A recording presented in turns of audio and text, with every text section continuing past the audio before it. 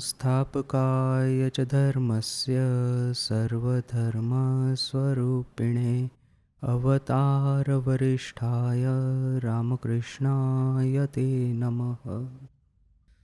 श्री माँ शारदा देवी का जीवन चरित्र स्वामी गंभीरानंद जी महाराज द्वारा लिखित।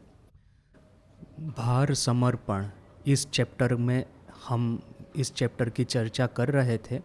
किस तरह से ठाकुर माँ को धीरे धीरे करके तैयार कर रहे हैं कि भविष्य का जो रामकृष्ण संघ होगा उसमें इष्ट और गुरु की पदवी माँ को स्वीकार करनी है। किस तरह से ठाकुर के पास में, माँ के पास में भविष्य में हजारों हजारों भक्त आएंगे, उनके आध्यात्मिक जीवन का गठन करना है। इसी चैप्टर की आलोचना में गंभीरानंद जी महाराज एक बड़ा ही सुंदर पैसेज हमारे सामने प्रस्तुत करते हैं। One of the best most well written passage in Ramakrishna Vivekananda literature. वो कहते हैं कि स्वर्ग की देवी को मनुष्य अपनी जननी के रूप में देखना चाहता है। वो मंदिर में बैठी है, स्वर्ग में बैठी है, या वैकुंठ में है, कि फिर कैलाश पे है, न कि रण क्षेत्र में वो असुर का संहार कर रही है। इस तरह की देवी नहीं, हमको चाहिए अपनी खुद की जननी के रूप में, मातृ के रूप में। बालक जब जन्म ग्रहण करता है तभी से माँ उसका लालन पालन करती आ रही है और उसको स्नेह करती आ रही है। ये जो जननी का स्नेह है, बच्चा चाहे कितनी भी नटखट क्यों न कर ले, चाहे कितना ही अपनी माँ को परेशान क्यों न कर ले, माँ का प्रेम बच्चे के ऊपर में अनकंडीशनल, वो बच्चे का बिहेवियर कैसा है उसके ऊपर में माँ का प्रेम निर्भर नहीं है। माँ, बच्चा है तो माँ उसको प्रेम करने वाली है। तो इस तरह से वो जननी का जो शुद्ध पवित्र प्रेम उसको देवी के पास में से चाहिए।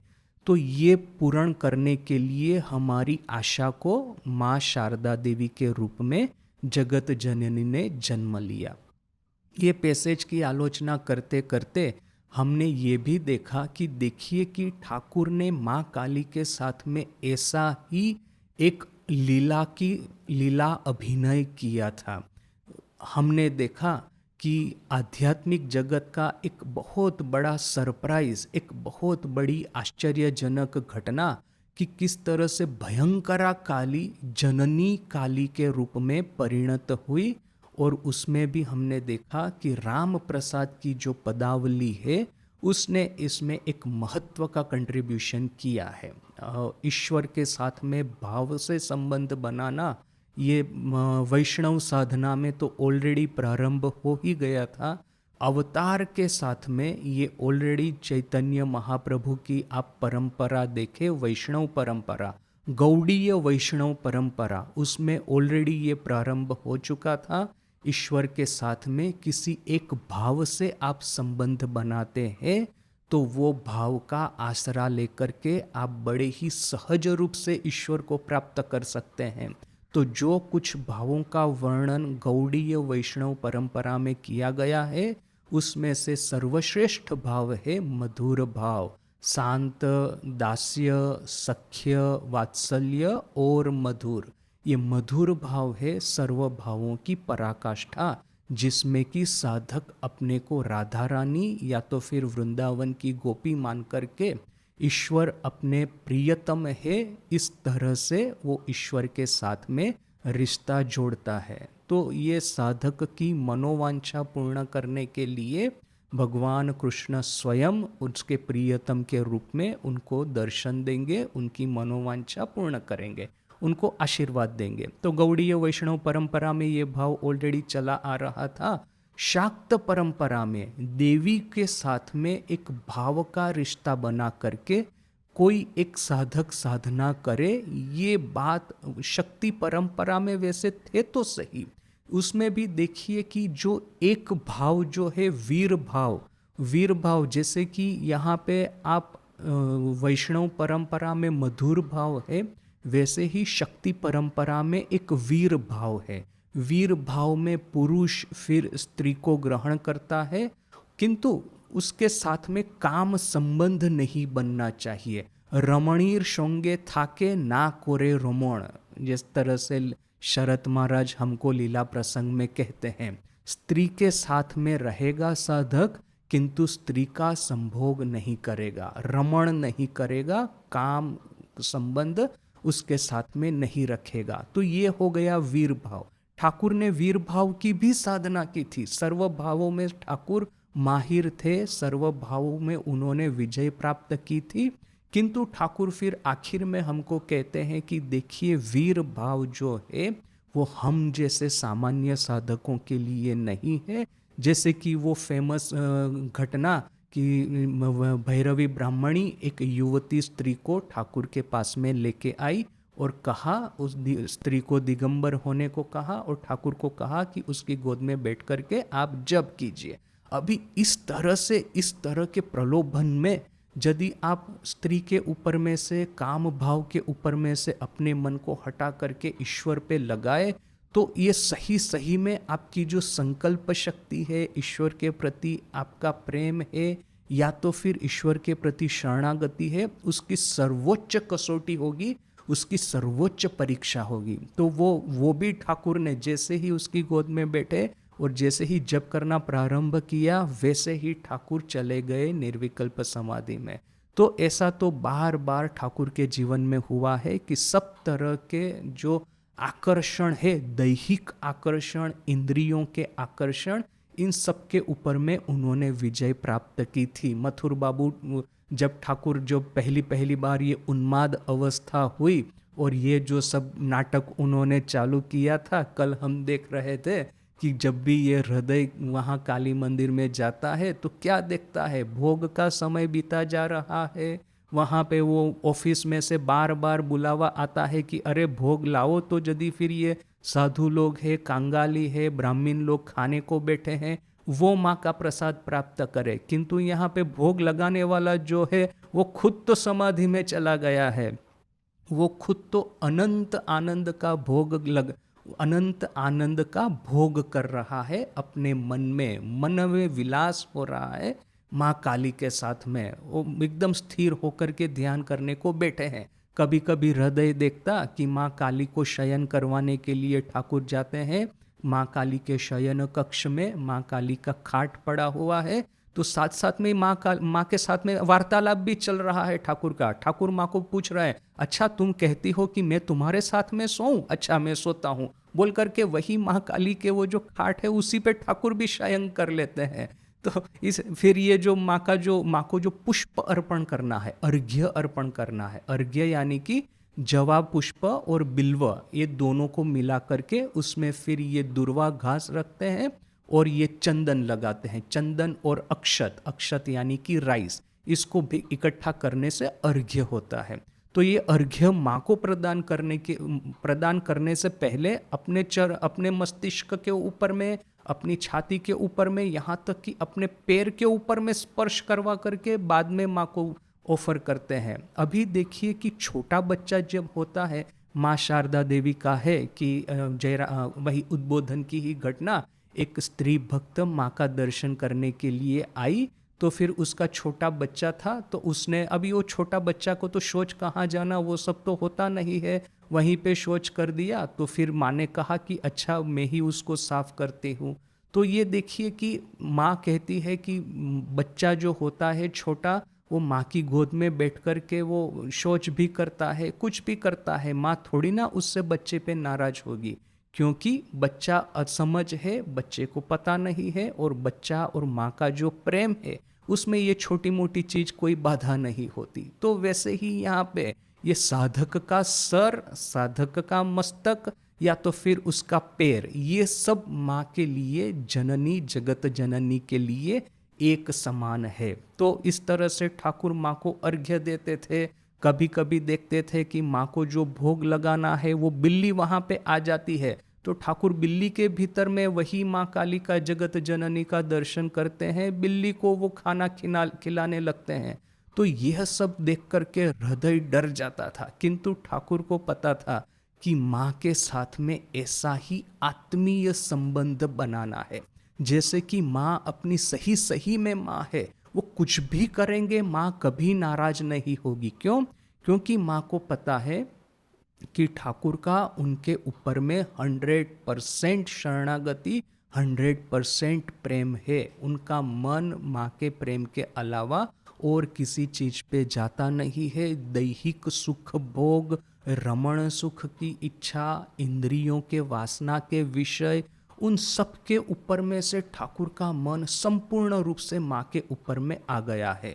तो देखिए कि जिस तरह से वैष्णव भाव साधना का डेवलपमेंट हुआ और उसकी परम चरम उसकी जो परिणति है, उसका सर्वोच्च शिखर है, वो आया मधुर भाव में। शक्ति साधना में भी पहले वीर भाव तो था, किंतु ये वीर भाव सर्वोच्च भाव नहीं है। शक्ति साधना में सर्वोच्च भाव है मातृभाव, मातृभाव और संतान भाव।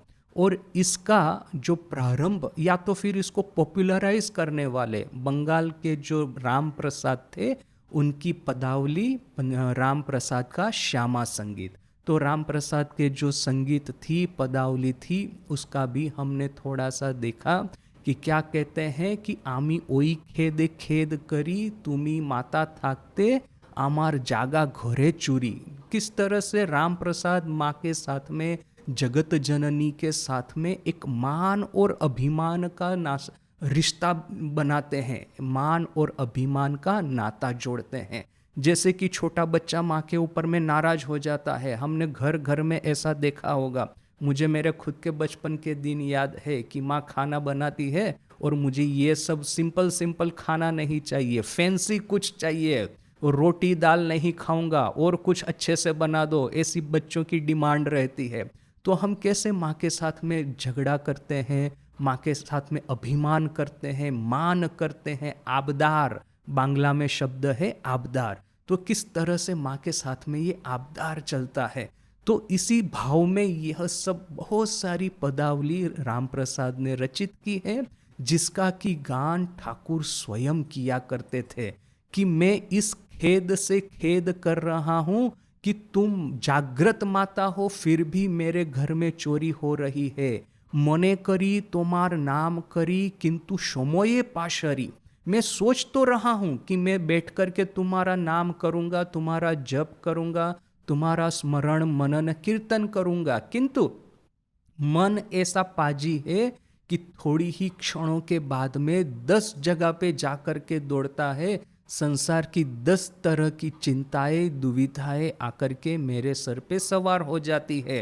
तो अभी तक तो मैं यही सोचता था कि ये मेरी कमजोरी है, मेरा संस्कार, मेरे कर्मों का फल, पूर्व जन्म के कर्मों का फल, या तो फिर मेरी संकल्प शक्ति, विल पावर का अभाव, या तो फिर मेरी शरणागति, यही सब में कुछ कमी है।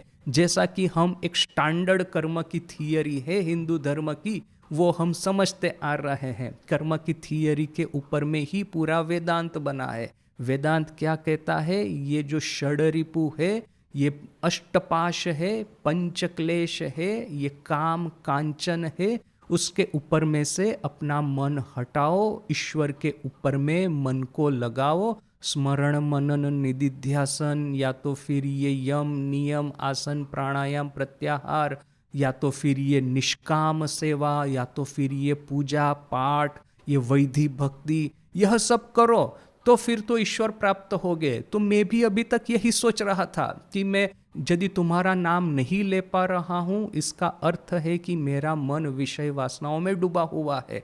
किंतु आखिर में अभी मुझे अकल आ गई है, आखिर में मुझे समझ में आ गया है क्या? आमी बुझेছি জেনেছি आशय পেয়েছি এইসব তোমার चातुरी। मैं समझता हूँ, मुझे अंदेशा हो गया है, मुझे अंदाज आ गया है कि यह सब तुम्हारी चतुराई है। तुम ही चतुराई करके जैसे कि मेरे मन को भटका देती हो, जिससे कि मैं तुम्हारे शरण में, मुझे तुम्हारा दर्शन न हो। वो ठाकुर कहते हैं ना, माँ लाल चूशी दिए भूले राखे, अर्थात की लाल चूशी, अर्थात की लाल कलर की लॉलीपॉप जो बच्चे चूसते हैं ना, वो लाल कलर का उसका कैंडी का रंग होता है, उसमें एक वो छोटी सी लकड़ी लगाई होती है, प्लास्टिक की न ऐसी कोई, तो उसमें मुंह में डाल करके बच्चे चूसते रहते हैं लॉलीपॉप।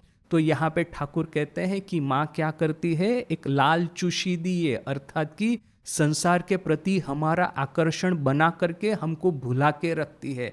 जैसे कि वो ठाकुर की कहानी है कि जहाँ पे बहुत एक अन्न का गोदाम है, गोडाउन है, जहाँ पे ये राइस वगैरह अन्न रखा हुआ है, किंतु वहाँ पे चूहे यदि आ जाए, इसको चूहों से बचाने के लिए क्या करेंगे, दरवाजे के पास में एक छोटी बाटी रखते हैं, वहाँ पे शुगर वगैरह कुछ रख देंगे, जिससे कि चूहे लोभित होकर के मोह में आकर के वही खाते रहेंगे। भीतर में गोडाउन में जाकर के इतना बड़ा अन्न का ढेर लगा हुआ है, उसको नहीं खाएंगे। तो ये जो मेरे मन को जो भुला करके रखा है, वो तो तुमने ही रखा है, तुम्हारी ही ये सब गलती है, मेरी गलती नहीं है। देखिए कि कर्म का जो सिद्धांत है उसको पूरा ऊपर नीचे कर दिया, उसको अपने सर पे ला करके खड़ा कर दिया। किंतु ये बात भी हमको समझने की आवश्यकता है, जैसे कल भी हमारा डिस्कशन हुआ था, यह सब बातें पढ़ने में तो बड़ी आसान लगती है, माँ के ऊपर में भरोसा करके माँ को ही सब दोष देख करके हम शांति से बैठे रहे। किंतु फिर जैसे वो गिरीश घोष वाली अवस्था, गिरीश घोष जाके ठाकुर को कहता है कि अच्छा, मैं तो ना ही सुबह शाम माँ का ईश्वर का नाम ले पाऊंगा, ना ही खाने से पहले ले पाऊंगा, मैं कुछ भी नहीं कर पाऊंगा, जो कुछ आप कहते हैं उसमें से कुछ भी मेरे से होगा नहीं। तब ठाकुर ने क्या कहा कि ठीक है, मुझे आम मोख्तारी दिए दो आमा के, मुझे ये पावर ऑफ एटर्नी दे दो। तो ये गिरीश घोष बड़ा खुश खुश होकर के सोचता है कि हाँ, ठाकुर को पावर ऑफ एटर्नी दे दिया है, ठाकुर पे सब मेरा पाप है वो ठाकुर के सर पे लाके डाल दिया है। बीच पीछे बाद में वो कभी हंसते हंसते कहता भी था कि यदि मुझे पता होता कि मेरे पाप डालने का इतना बड़ा गड्ढा मुझे मिल जाएगा तो मैं और भी बहुत सारा पाप कर लेता, यानी कि मेरे पाप खाने वाले इतने बड़े अवतार मुझे मिल जाते तो और भी कुछ पाप कर लेता, क्या फर्क पड़ता है, ठाकुर तो सब मेरे पाप खाने ही वाले हैं। किंतु वही लीला प्रसंग में शरद महाराज क्या कहते हैं कि आखिर में ये गिरीश घोष कहता है कि देखो, ये शरणागत होने से मेरा जो है, मेरे जीवन के ऊपर में थोड़ा सा भी कंट्रोल नहीं रहा, मेरा जो जीवन है संपूर्ण रूप से कि जैसे कि ईश्वर के अधीन हो गया है, मेरा जीवन जैसे कि ईश्वर के द्वारा, ठाकुर के द्वारा चालित हो रहा है। वो जैसे कि मुझे कठपुतली की तरह नचाते हैं। क्यों? क्योंकि यदि उनके परिवार में किसी का मृत्यु भी होता है तो वो शोक करने का भी उनके पास में अधिकार नहीं है। शोक किसका मृत्यु हुआ है? परिवारजन का। किसका परिवार है? परिवार तो मेरा नहीं है, परिवार तो ठाकुर का है। मैंने तो ठाकुर पे सब कुछ वो मेरे दे दिया है, पाप भी दे दिए हैं, पुण्य भी दे दिए हैं। ये इस जीवन के, पूर्व जीवन के जितने भी कर्म है, कर्मों का फल है, सब कुछ दे दिया है। मेरा अधिकारित्व कहीं पे रहा ही नहीं, कर्तृत्व तो रहा ही नहीं। तो ये कर्तृत्व की भावना संपूर्ण रूप से जब लुप्त हो जाएगी तब किंतु वो ठीक है, अच्छी बात है कि आप आराम से ईश्वर के पास में पहुंच जाएंगे, किंतु ये कर्तृत्व की भावना अपने मन में से निकालना, वो जो तपस्या है, वो कितनी बड़ी तपस्या है।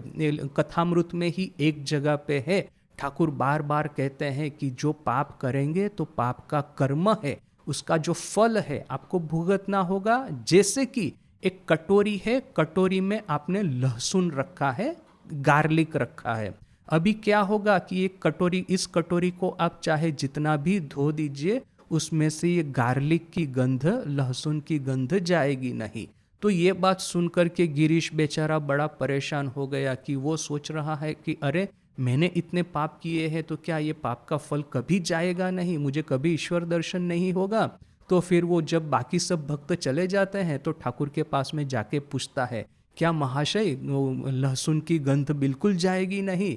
तो ठाकुर उसके मन का भाव समझ गए, तो साथ साथ में ठाकुर ने उपाय भी बता दिया। क्यों नहीं जाएगी? आगू ने पुड़िए दाओ, अग्नि जो होता है, अग्नि में इस कटोरी को तपा दो। अग्नि से जब कटोरी जलेगी तो उसमें से लहसुन की गंध भी चली जाएगी।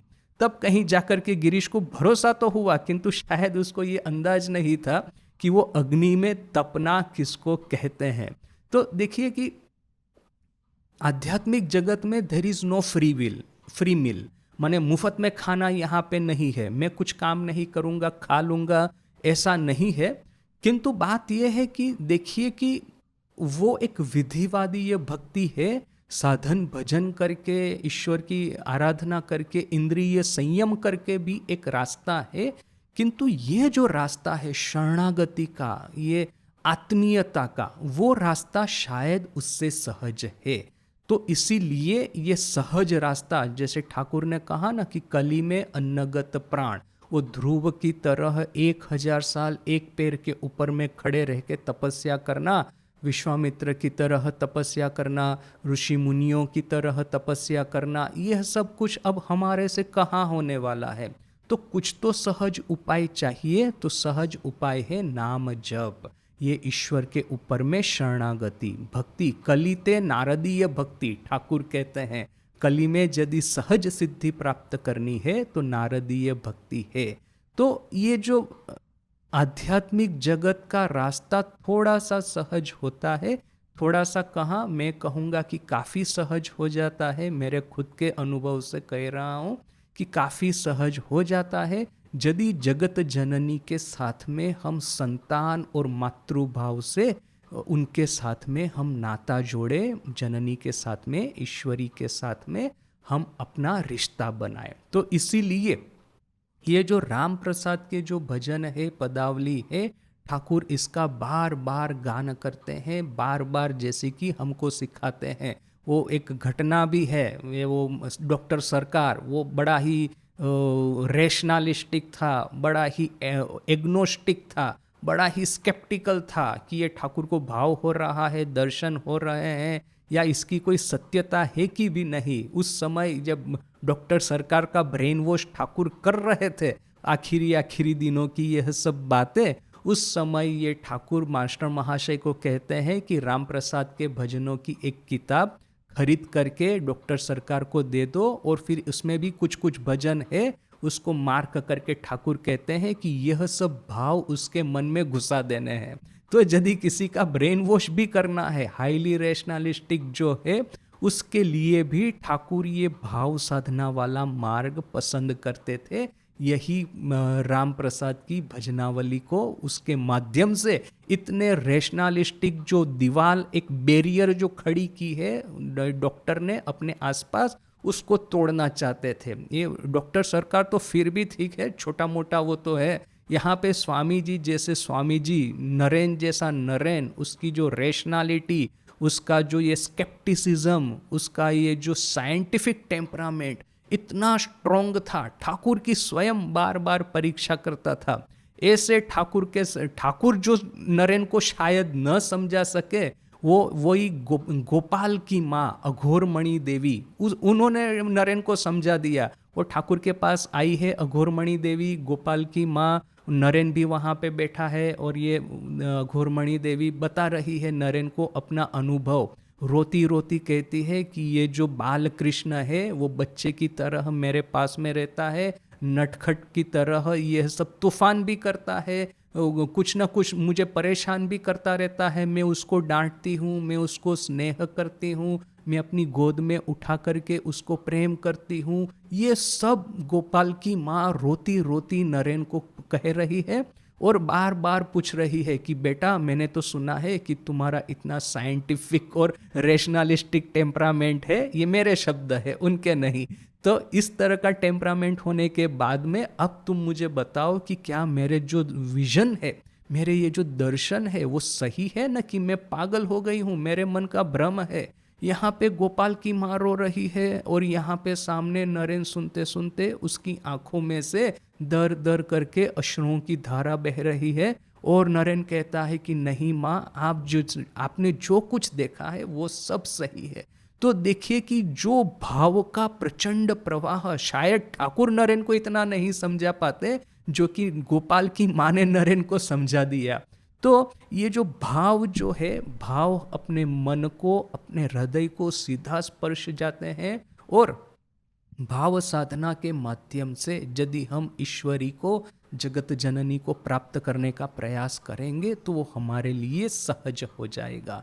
और भी कितने भी सारे गाने हैं। कल हमने देखा था कि राम प्रसाद के साथ में ठाकुर क्या गाते हैं, आमी की आटा से छेले, आमी भोय कोरी ने चोख रांगाले। मैं क्या कोई प्री मैच्योर बच्चा हूँ? 8 मास में, क्या 8 महीने में मेरा जन्म हुआ है? इंटेलेक्चुअली फिजिकली मैं क्या कमज़ोर हूँ कि तुम आँख निकालोगी, तुम आँख लाल करोगी तो मैं डर जाऊँगा। माए पोए मोकद्दमा धूम होबे राम प्रसाद बोले, आमी खान तो होबो जखन आमाय शांत कोरे लोबे कोले। माँ और बच्चे में जब मुकद्दमा होगा तब धूम मच जाएगी, मैं तभी रुकूंगा जब तुम मुझे शांत करके अपनी गोद में उठाओगी।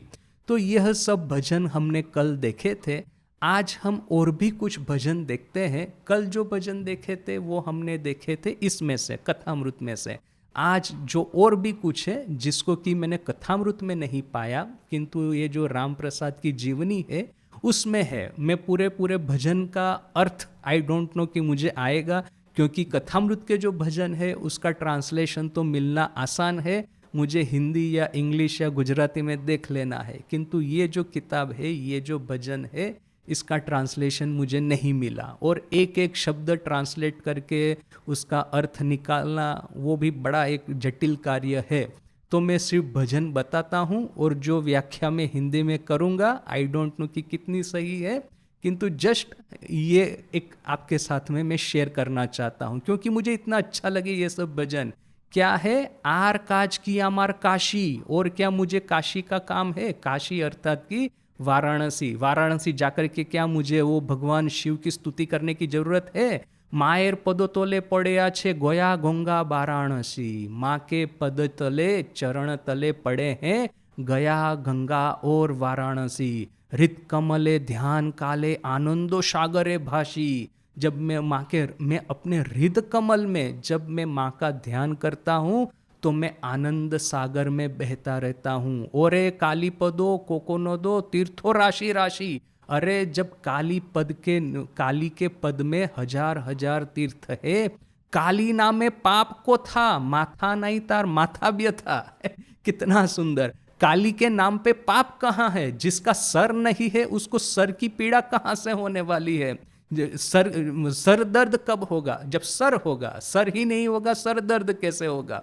काली नामे पाप को था, माथा नहीं तार माथा भी था। काली का नाम लिया तो पाप कहाँ से होने वाले हैं? जब सूरज का प्रकाश जब आ रहा है तो ये अंधेरा कहाँ पे रहने वाला है? जिसका सर ही नहीं है उसको सर दर्द कहाँ पे होने वाला है? ओरे अनल दाहन जथा करे तुला राशि, गंगाई दिल करे पिंडोदान, पितृऋणे जाए प्राण। ओरे जे कोरे कालीर ध्यान, गया तार गया शुने हाशी। जो काली का ध्यान करता है वो ये गया जैसे तीर्थ स्थान का नाम सुन करके ही हंसता है। काशीते मोले ही मुक्ति, यही बोटे शिवेर उक्ति। काशीते यदि हम मृत्यु होगा तो ये काशी में मरने से मुक्ति होगी, ये है शिव की उक्ति। ओरे शोकलेर मूल भक्ति, मुक्ति होय तार दासी। किंतु जो मुक्ति की जहाँ पे मूल है वो सब, जो मुक्ति उक्ति वो सब किसकी दासी है? तो वो माँ काली की। निर्वाणे की आछे फल, जले ते मिशाए जोल। निर्वाण में क्या फल है? पानी में पानी डालना है, इतना ही तो। ओरे चीनी होबा भालो नो, ये चीनी खेते भालोबाशी। ये ठाकुर का वो वर्ल्ड फेमस सेंटेंस इस गान में है, इस गीत में है। अरे चीनी होना अच्छा नहीं है, चीनी खाना अच्छा है। मैं चीनी खाना ज़्यादा पसंद करता हूँ। ओरे चीनी होवा भालो नय, चीनी खेते भालोबाशी। कौतुके प्रसाद बोले, करुणा रिधिर बोले, ओरे चतुर्वर्ग करतले भाबिले रे जे एलोकेशी। चतुर्वर्ग करतले, ये जितने भी ये आपका भक्ति मुक्ति ये जो कुछ भी है, ज्ञान वैराग्य सब कुछ वो मेरे हाथों में है। भाबिले रे एलोकेशी, मैं यदि एलोकेशी को मैं चिंता करूँगा, उसका स्मरण मनन करूँगा, तो ये जितने भी आध्यात्मिक जगत के फल है मेरे सिद्ध हस्त हो जाएंगे। एलोकेशी का अर्थ क्या है? जिसके बाल लंबे हैं और बिखरे हुए हैं, और खुले बाल हैं। खुले लंबे बिखरे हुए बालों वाली जो है वो है एलोकेशी। तो देखिए कि माँ के ऊपर में किस तरह का भरोसा है कि यदि मैंने माँ का एक बार नाम लिया, ये जो आम मोक्तारी दाव वाला कॉन्सेप्ट जो है ना, वो कभी कभी हम सोचते हैं कि ठाकुर का यूनिक है, किंतु देखिए कि ये राम प्रसाद के गीतों में कितना स्पष्ट रूप से छलक करके आता है कि माँ के ऊपर में यदि आप पावर ऑफ एटर्नी दे देंगे माँ को, तो ये सब कुछ आपके हाथ में आ जाएगा। मन केनो रे भाविश ए तो जेनो मातृहीन बालकेर मतो। मन तुम क्यों इतनी चिंता कर रहे हो? क्या तुम मातृहीन बच्चा हो? क्या तुम अनाथ बच्चे हो जिसकी माँ नहीं है? भवे ऐसे भापछो बोशे कालेर भोए होए भीत। क्या भव में आकर के इस संसार में जन्म लेकर के तुम बैठे बैठे चिंता कर रहे हो? कालेर भोए होए भीत, काल अर्थात की मृत्यु, मृत्यु के भय से तुम भयभीत होकर के बैठे हो। ओरे कालेरो काल जे महाकाल से काल मायर पदानतो। अरे काल का काल महाकाल है, वो माँ के पद तले प्रणत हो करके बैठा है। यदि मेरी माँ स्वयं काली है तो फिर उस काल का मुझे क्या डर है? काल खुद माँ के चरण के नीचे में पड़ा हुआ है। फणी होए भेके रे भोय ए जे बड़ो अद्भुत। ओरे तुई कोरिश की काले रे भोय होए ब्रह्ममयीर शूत। अरे तुम क्या काल का भय क्यों कर रहे हो? ब्रह्ममयी का संतान होकर के काल का भय तुम क्यों कर रहे हो?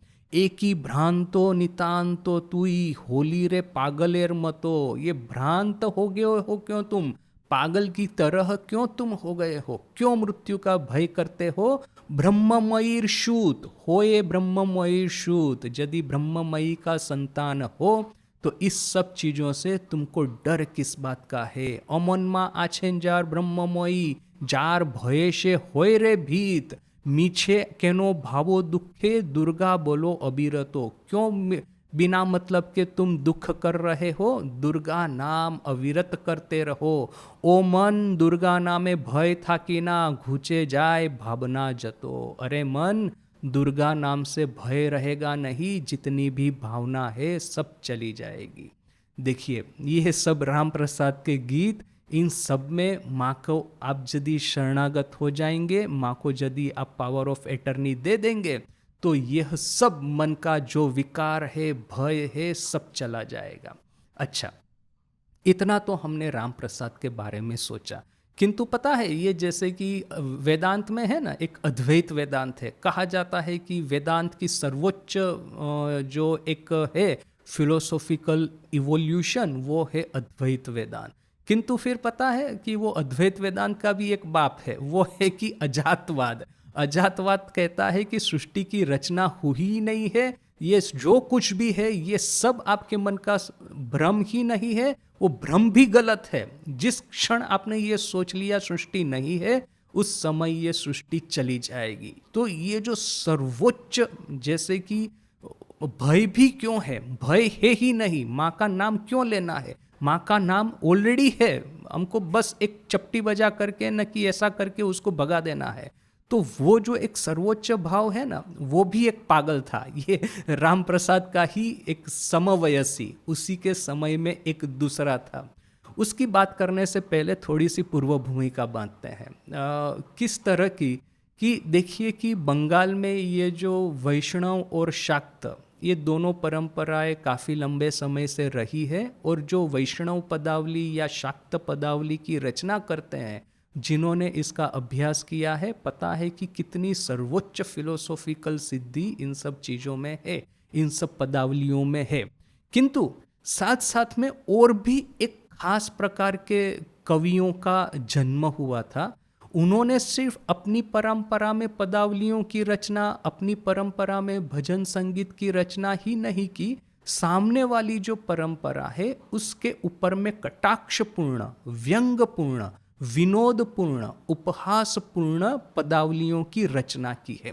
एक समय था कि ये शाक्त और वैष्णव, ये दोनों कवि सामने सामने बैठते थे और एक कवि जो बोलेगा सामने वाला उसको काटेगा और बड़ा ही कटाक्षपूर्ण व्यंग बाण मार करके उसको काटेगा। और वो जो कवियों का युद्ध होता था, वो जो मतलब बुद्धि का, क्रिएटिविटी का वो जो चमकारा होता था, वो सुनने के लिए लोग कितना बैठे रहते थे, कितने आतुर रहते थे। तो ऐसा इसका एक अंश, एक घटना अपने संघ में भी ऐसी हुई है। कवियों का तो युद्ध नहीं, किंतु मैं कहूँगा कि किस तरह से ये जो आपस में ये वैष्णव और शाक्त का, इन दोनों के बीच में ये मीठा झगड़ा होता रहता था। देखिए ये झगड़ा जो है वो सब स्नेह और प्रेम का झगड़ा है। ये जो क्रिश्चियनिटी की तरह, न कि दूसरे धर्मों की तरह कि जो मेरे मत को फॉलो नहीं करता है उसको जिंदा जला डालो, ये सब नहीं था। प्रेम का ये झगड़ा था। तो ये दोनों थे, एक थे बलराम बसु और दूसरे थे सुरेश मित्र। अभी देखिए कि बलराम बसु थे एकदम पक्के वैष्णव और कितने धीरू और भीरू थे, ठाकुर के ऊपर में, स्वामी जी के ऊपर में कितनी श्रद्धा थी, कितने शांत स्वभाव के थे। और यहाँ पे सुरेश बाबू थे, तो वो थे अग्रेसिव नेचर था, शाक्त थे, ठाकुर के ऊपर में भक्ति थी किंतु वीर की भक्ति थी। देखिए एक एक उदाहरण दूंगा दोनों की भक्ति का, कि यह बलराम बाबू ठाकुर के ऊपर में तो भक्ति है वो तो छोड़ ही दीजिए। मास्टर महाशय कथामृत में लिखते हैं, पहली बार बलराम मंदिर में गए थे तो देखा कि बलराम बाबू इस तरह से दोनों हाथ जोड़ करके ठाकुर के सामने विनीत रूप से खड़े हैं कि देख करके लगता नहीं है कि वो इस घर के मालिक है, ऐसा लगता है कि घर में एक दास है, दास की तरह, नौकर की तरह ठाकुर के सामने खड़े हैं। वो विनम्र भाव था उनका। तो वो तो छोड़ ही दीजिए कि ठाकुर के साथ में, यहाँ तक कि नरेन के साथ में स्वयं, नरेन ठाकुर की महासमाधि के बाद की मोस्ट प्रोबेबली ये घटना है। नरेन जाता था बीच बीच में ये बलराम मंदिर में और वहाँ पे बैठ करके गप लगाता था। और नरेन का ऐसा था, कहाँ पे भी थूकता रहेगा वो, उसके घर की दीवार सब उसने ऐसे ही थूकते थूकते लाल कर दी थी। तो यहाँ पे भी वो बलराम बाबू के घर में जाता है और इधर उधर थूकेगा। तो बलराम बाबू क्या करते थे, वो थूकदानी है तो वो एक पात्र होता है एक इस तरह का, वो लोटे जैसा, तो वो उसको लेकर के नरेन के सामने खड़े रहते थे। नरेन जब भी थूकने का वो उद्योग करता तभी वो उसके सामने ये थूकदानी ला करके कहते हैं कि नरेन तुम इसमें थूको और कहीं मत थूको। तो न देखिए कि इतना नरेन के प्रति भक्ति, वो थूकता है तो वो थूकने के लिए वो लोटा जो है, न कि ये जो ये है बाटी जो है, वो उसके सामने लाके वो खड़े रह जाते हैं अपने हाथों से। तो ये विनम्रता उनमें थी। और यहाँ पे है सुरेश मित्र, एक तो था कि शाक्त थे और बड़ा ही घमंड भी था। शाक्तों का तो एक होता ही है, और ये मान अभिमान ये सब सीखे तो माँ काली के साथ में। तो वो घटना है कि वो उन्होंने ठाकुर उनके घर आए थे, एक बड़ा ही महंगा वो जो हार है गले का फूलों का, ठाकुर को पहनाने का प्रयास किया तो ठाकुर ने उस हार को फेंक दिया। क्यों? उसके भीतर में जो अभिमान हो गया होगा उसको तोड़ने की आवश्यकता थी। तो ये जो है सुरेश मित्र बड़ा ही अभिमान करके एक जगह पे बैठा है और कोने में, और रोते रोते कहता है राढ़ देशेर बामुन, राढ़ देश अर्थात कि वो जगह का नाम कामारपुकुर वाली, वहाँ का ये ब्राह्मण है, उसको तो पता नहीं ये सब चीज़ों का मूल्य क्या है। इतना पैसा खर्च करके मैं लाया हूँ उनके गले में पहनाने के लिए हार, और उन्होंने हार को फेंक दिया, ऐसा बोल करके बड़े नाराज होकर के दुखी होकर बैठे हैं। किंतु साथ साथ में ही कह रहे हैं देखो कि मेरे मन में जो अहंकार हुआ था उस अहंकार को तोड़ने के लिए ठाकुर ने ऐसा किया। यहाँ पे ठाकुर, वहाँ पे कीर्तन चल रहा है, कीर्तन करते करते एकाएक जो हार पड़ा था वो हार उन्होंने अपने से अपने गले में पहन लिया। और क्या करके नृत्य करते हैं, जगत चंद्र हार परे छी, ये जगत चंद्र रूपी हार मैंने पहना है, ऐसा एक नृत्य, एक गीत की कड़ी है, वो गाते गाते नृत्य कर रहे हैं। तब कहीं जाकर के सुरेश के हृदय को सांत्वना मिली कि नहीं, उनकी ये जो ऑफरिंग है, गिफ्ट है, भेंट है, ठाकुर ने स्वीकार की है। तो ये दोनों का इस तरह का भाव था। तो अभी ठाकुर की महासमाधि के बाद में जब ये सुरेश बाबू या और ये बलराम बाबू वहाँ पे वराहनगर मठ में इकट्ठा हो जाते, तो इन दोनों के बीच में ये मीठा झगड़ा चलता। तो सुरेश बाबू क्या कहते हैं, मैंने सुरेश बाबू ये बलराम बाबू के सामने, बलराम बाबू तो कुछ बोलेंगे नहीं, बड़े विनम्र बड़े शांत स्वभाव के हैं, किंतु सुरेश का ऐसा था, क्या बोलेंगे, बलराम शाला बोस्टोम तो राधा केष्टो एकटा गाछ तलाई दाड़िए पी पी आवाज करछे। बलराम साला बोस्टम, बोस्टम अर्थात की वैष्णव, वैष्णव का एक अपभ्रंश। तो बलराम साला वैष्णव है, बोस्टम है, तुम्हारा राधा कृष्ण जो है, राधा केष्टो एक पेड़ के नीचे में खड़े रह करके पी पी आवाज करते हैं। 7 जन्मेर शुकनो उपोषी, 7 जन्म का सूखा हुआ, रूखा सूखा मैंने दुर्बल हो गया हुआ उपवासी है।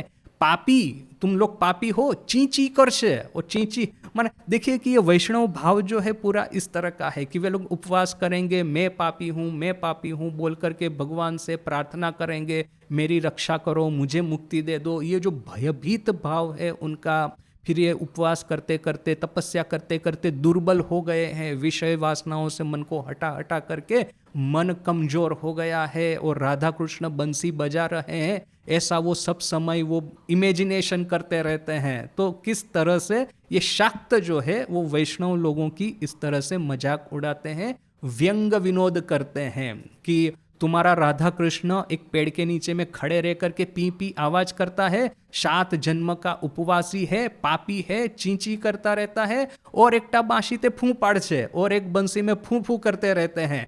आर आमार माँ केमन जानिश, और मेरी माँ कैसी है पता है, लाख चढ़ा चढ़ आवाज कोच्छे, शाला तोर बोस्टम के धर छे, आर आमार मार खोड़ा दिए बोली करछे। बड़ा भड़ करके आवाज हो रहा है, तुम्हारे जितने भी वैष्णव है पकड़ पकड़ करके माँ का जो खड्ग है उससे उसकी बलि देते हैं। तो ये दोनों के बीच में चलता रहता था। कथामृत में भी है कि एक वैष्णव कहता है कि ये यदि भवसागर पार करना है तो कृष्ण ही है जो कि कृष्ण रूपी नौका में बैठ के भवसागर पार करोगे। तो ये शक्ति वाले कहते हैं, शक्ति साधना वाले, कि ये जो हमारी माँ तो राज राजेश्वरी है, वो थोड़ी ना नौका खुद चला करके भक्तों को पार करवाएगी, वो कृष्ण को उन्होंने ही रख लिया है नौकरी में, नौकर की तरह कृष्ण ही माँ की आज्ञा का पालन करके लोगों को इस पार से उस पार ले जाता है। तो क्या है कि एक मीठा झगड़ा चलता रहता था। तो ये राम प्रसाद जो है, राम प्रसाद के साथ में ही उनके एक समवयसी एक थे, उनका नाम था आजू गोस्वामी। अभी ये आजू गोस्वामी की कहानियाँ बड़ी प्रसिद्ध है, उनके बारे में बहुत कुछ लिखा भी गया है, किंतु सही में देखे तो ही वॉज ए मिस्ट्री। लोग कहते हैं कि वो एक पागल है, पागल की तरह ये जो व्यंग उपहास पूर्ण पदावलियों की रचना करते रहते हैं और लोग उसको सुनने के लिए आते हैं सिर्फ और सिर्फ मात्र बिकॉज, क्योंकि ये इस तरह की वो पदावलियों की रचना करते हैं। तो ये उनके बारे में था। किंतु पता है कि हमको खास करके देखिए इनको किसने फेमस किया, राम प्रसाद को किसने फेमस किया, तो कृष्णचंद्र, महाराज कृष्णचंद्र थे, वो नदिया के राजा थे। तो एक बार वहीं वो राम प्रसाद वो नदी के किनारे बैठ कर के इस तरह से अपनी माँ की पदावली गा रहे थे। उस समय ये कृष्णचंद्र राय, नदिया के महाराजा, उन्होंने उनको सुन लिया। तो उन्होंने उनको कहा कि मैं तुमको ज़मीन भी देता हूँ, तुमको मैं पैसा भी देता हूँ, और क्योंकि तुम्हारी पदावलियों से मैं बड़ा ही अभिभूत हो गया हूँ। और ये कृष्णचंद्र राय जो थे, उनका ऐसा था कि वो इतने भी जिनके पास में विद्या होती है, विद्या को एप्रिशिएट करते थे। तो ये तो भारत चंद्र बोलकर के एक बड़ा फेमस कवि बंगाल में हुआ है, उसने विद्यासागर बोल करके बड़ा ही सुंदर कविता, ये तो एक ग्रंथ की रचना की है। तो वो भी ये कृष्णचंद्र राय ही उसका भरण पोषण करते थे। पेट्रोन जिसको कि कहा जाता है, he was a art patron, जिसके पास में विद्या है वो सबका वो सम्मान करते थे, उनको पैसा देते थे, जिससे कि यह लोग अपना संसार का चिंता छोड़ करके ईश्वर में या तो जो भी विद्या है उसमें कुशल होने में वो समय बिताए। तो ये राम प्रसाद को भी इसी तरह से कृष्णचंद्र महाराज जो थे उनको सुनने के लिए आते थे, उन पे खुश होते थे, उनको बख्शिश देते रहते थे। उस समय राम प्रसाद को लोग पागल समझते थे। वो पंचमुंडी आसन बना करके माँ माँ बोल करके पागल की तरह रोते रहते थे, वो खाना पीना नहीं खाते थे, पत्नी बच्चों की संभाल नहीं लेते थे, बोल करके ऐसा चल गया था वहाँ आसपास में कि ये तो पागल है। किंतु पागल के पीछे में जो टैलेंट थी, वो टैलेंट समझने की ये महाराज में शक्ति थी, कृष्णचंद्र में। तो अभी होता ऐसा था कि जब भी महाराज कृष्णचंद्र वो राम प्रसाद के भजन सुनने के लिए, पदावली सुनने के लिए आते थे, तो ये जो आजू गोसाई है, गोसाई ये गोस्वामी का अपभ्रंश है। तो ये आजू गोसाई उनका ओरिजिनल नाम शायद था अयोध्या चंद्र गोस्वामी, जो भी है वो जो अपभ्रंश होकर के सभी लोग उनको आजू कहते थे। तो ये आजू गोसाई को जैसे ही पता चला कि वो कृष्णचंद्र राय आए हैं तो इसकी पदावली सुनने के लिए राम प्रसाद की, तो वो भी दौड़ा चला आता था। आकर के सामने जो पदावली का गान ये करेगा राम प्रसाद, उसके सामने वो कटाक्षपूर्ण व्यंग विनोदपूर्ण पदावली वो सामने सामने ही बैठ करके रचना करके वो महाराज को सुनाएगा। अभी आजू गोसाई के बारे में ऐसा लोगों का मानना था कि वो सही सही में पागल है। राम प्रसाद पागल है तो आजू गोसाई है उससे भी बड़ा पागल है। अभी आप सोच लीजिए। तो किंतु देखिए कि महाराजा में वो जो टैलेंट थी ना, वो जो एक टैलेंट को रिकॉग्नाइज करने की टैलेंट थी। हम लोगों में अपनी टैलेंट तो होती है, किंतु दूसरों में टैलेंट है ये रिकॉग्नाइज करने की टैलेंट शायद हम में नहीं होती। किंतु इनमें वो टैलेंट थी कि वो दूसरों के भीतर में जो टैलेंट है वो समझ लेते थे। तो इसी तरह से ये जो इसकी जो टैलेंट थी आजू गोसाई की, महाराज समझ गए थे, तो वो बड़े खुश होकर के उसकी भी पदावली सुनते थे और इसकी भी सुनते थे। अभी सोच लीजिए किस तरह का वो हास्य परिहासमय माहौल बनेगा। आपको ऐसा लगता है कि ये कटाक्ष कर रहा है, किंतु थोड़ा सा डीप में जाएंगे ना तो पता चलेगा इसमें क्या पावर है। किंतु यहाँ पे राम प्रसाद है। राम प्रसाद बड़ा नाराज हो जाता था कि मैं गा रहा हूँ इतना सुंदर माँ का भजन और मेरे सामने बैठ करके, महाराजा के सामने बैठ करके मेरा ही अपमान कर रहा है। तो फिर ये राम प्रसाद एक छड़ा जिसको कहते हैं, काव्य की एक दो पंक्तियां होती है ना, इसको कहते हैं छड़ा। तो ये वो एक उन्होंने रचना की, कर्मेर घाट तैलेर काट आर पागलेर छाट मलेओ जायना। कर्म का घाट यानी कि कर्म का जो फल है, तेलेर काट जिसमें तेल डाला है वो तेल, और पागलेर छाट जिसके मन के भीतर में पागलपन का एक कीड़ा है, पागलपन की एक छाट है, वो मर कर के भी जाएगा नहीं। यहाँ पे कटाक्ष करके इस आजू गोसाई को राम प्रसाद कहते हैं पागल, कि पागल की छाट है वो मर कर के भी जाएगी नहीं। तो आजू गोसाई तो चुपचाप सुनने वाला नहीं है, वो क्या कहता है, कर्मेर डोर स्वभाव चोर मदेर घोर मले वो घुचे ना। कर्म की डोर माने कर्म का जो ये है प्रवाह, स्वभाव चोर जिसके स्वभाव में चोरी है यानी कि अपवित्रता है वो, या तो फिर जिसके स्वभाव में लुच्चाई है वो, और मदेर घोर, मद यानी कि शराब, घोर अर्थात की नशा, ये शराब का नशा मले वो घुचे ना, मरने से भी जाएगा नहीं। यहाँ पे ये मदेर घोर राम प्रसाद को उद्देश्य करके कहते हैं, क्योंकि राम प्रसाद है मद्यपान करते थे।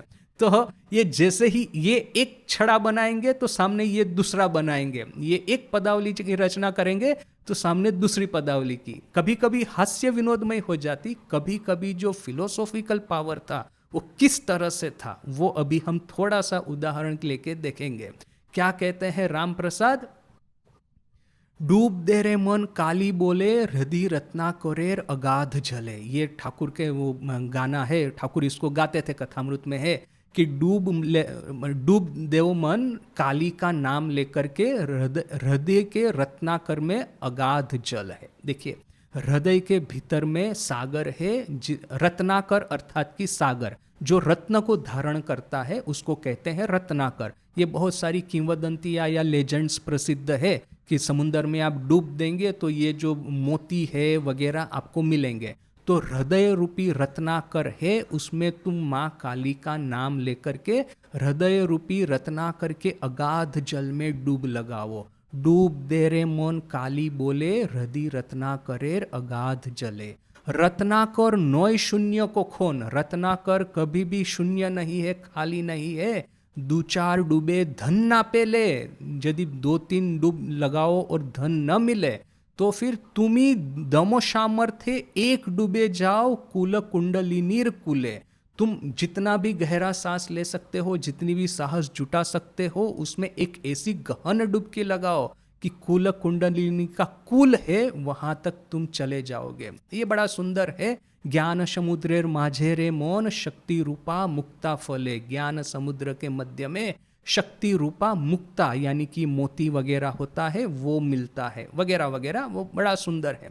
किंतु जब ये वो पदावली की वो रचना करते हैं, वो सुनाते हैं, सामने ही वो आजू गोसाई बैठा है, वो भी चलाता है। क्या कहता है, हास्य कटाक्षमय है किंतु इसका पावर देखिए। डूबिश ने रे मोन घड़ी घड़ी, घड़ी घड़ी यानी कि पल पल तुम डूब मत लगाओ। दम अटके जावे ताड़ातड़ी, फटाफट ताड़ातड़ी यानी कि जल्दी जल्दी फटाफट करके तुम्हारा दम अटक जाएगा। एके तुम्हार कफे नाड़ी डूब दाओ ना बाड़ा बाड़ी। एक तो तुम्हारी कफ की नाड़ी है, तुमको कफ का ये है, बीच बीच में तुमको कफ हो जाता है, तो तुम बाड़ा बाड़ी करके ज्यादा करके डुबकी मत लगाओ। तोमार होले परे जोरो जाड़ी मोन जेते होबे जमेर बाड़ी। तुमको ये कंपन के साथ में, ध्रुजारी के साथ में तुमको ज्वर हो जाएगा, बुखार हो जाएगा और यम के घर जाना पड़ेगा। अति लोभे ताति नष्टो मीछे कष्टो केनो करी। ये अति लोभ, बड़ा लोभ करते करते तुम ये जो हृदय रूपी रत्नाकर में डुबकी लगाते रहते हो, ज्वर भी हो जाएगा, बुखार भी हो जाएगा, यम के घर में चले जाओगे। मीछे कष्टो केनो करी, झूठ मूठ का कष्ट क्यों कर रहे हो। ओ तुई डूबीश ने मोन धोरगे भेषे श्याम की श्यामार चरण तरी।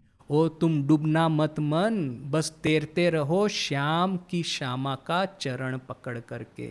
ओ तुई डूबीश ने मोन धोरगे भेषे, धर भेषे अर्थात कि तैरते रहना, पकड़ करके, क्या पकड़ करके, श्याम की श्यामा की चरण तरी।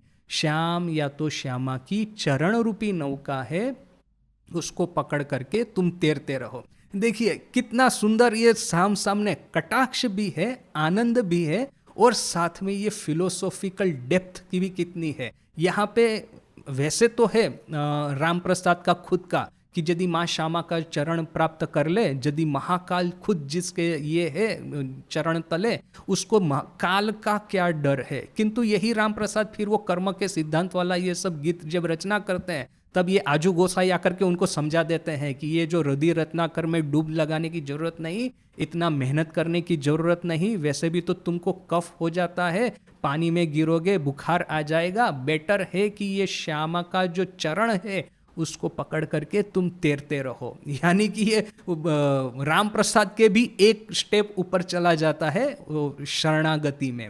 देखिए और एक है राम प्रसाद का, मन रे आमार एई मिनती, हे मन मेरी यही मिनती है, तुम्ही पड़ा पाखी होबो करी स्तुति। तुम पड़ा पाखी, पड़ा पाखी अर्थात की पंखी, और पड़ा अर्थात की जो तोता जो रटता है ना, माँ के पास में वो गंगाराम तोता था, वो क्या करता रहता था, वो भगवान का नाम रटता रहता था। तो यहाँ पे उसको कहते हैं पड़ा पाखी, जो रटने वाला तोता है वो। तो यहाँ पे क्या कहते हैं, तुम रटने वाले तोते होकर के स्तुति करते रहो, ईश्वर की स्तुति रटते रहो। जा पढ़ाई ताई पढ़ो मन, पढ़ ले सुन ले दूधी भाती।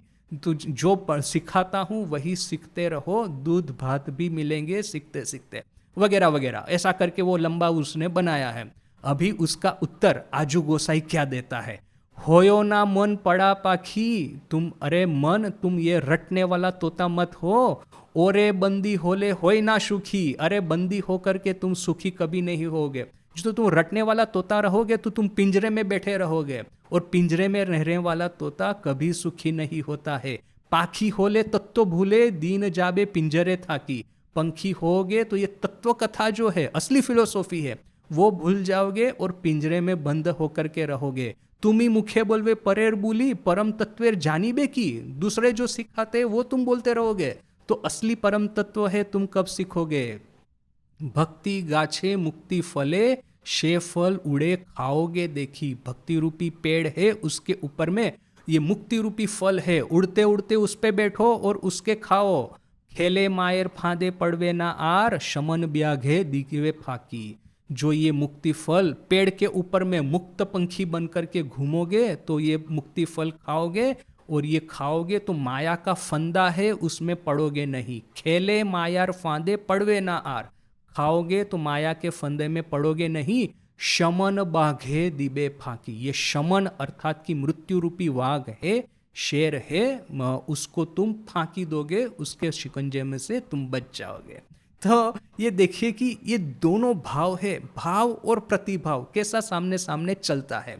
ऐसे और भी काफ़ी है, बहुत सारा इसमें नहीं जा करके जो आखिरी जो भजन है, जो कि माने पूरा इस पूरे क्लास का जो हाईलाइट है वो है क्या है। राम प्रसाद कहता है, ए संसार धोकार टाटी, ये संसार है वो धोखा का ये जगत है। धोखा अर्थात कि यहाँ पे आपको सब समय बिट्रेयल ही मिलता रहेगा। पति पत्नी भाई बहन पिता माता ये संतान पुत्र जो भी है, यह सब जब अंतिम प्रयाण की बारी आएगी, अंतिम प्रयाण की घड़ी आएगी, तो ये संबंध सब यहीं पे पड़े रहेंगे। ईश्वर के साथ में जो हमारा नाता है वही हमको ये भवसागर पार कराएगा। इसलिए ये कहता है संसार धोकार टाटी, ये संसार है धोखे का जगत। ओ भाई आनंद बाजारे लूटी, हम आनंद बाजार में चले जाते हैं, वहाँ पे मजा लूटते हैं। तो ऐसा करके पूरा गीत है। इसका क्या आजू गोसाई उत्तर देता है, ये संसार धोकार टाटी जो कहा है उसका उत्तर क्या है? ए संसार रशेर कुटी, ये संसार है रस की कुटिया, हेथा खाई दाई और मजा लूटी, यहाँ पे खाऊंगा पीऊंगा और मजा लूटूंगा। देखिए यही जो बात कि यदि आप नेति नेति करके संसार त्याग तो करते हैं, किंतु जब आखिर में निर्विकल्प समाधि मिल जाएगी तब पता चलेगा कि जिस ब्रह्मन को मैं आकाश में खोज रहा था, हृदय में खोज रहा था, इंद्रियों के विषय के परे जाकर के खोज रहा था, वही ब्रह्म पूरे संसार में फैला हुआ है। इवन की इंद्रियों के विषय भी ये ब्रह्मन से ही भरपूर है, बस मैं उनको गलत नजरों से देख रहा था। अपनी नजरों को सही कर दो तो ये संसार हो जाएगा रस की कुटिया।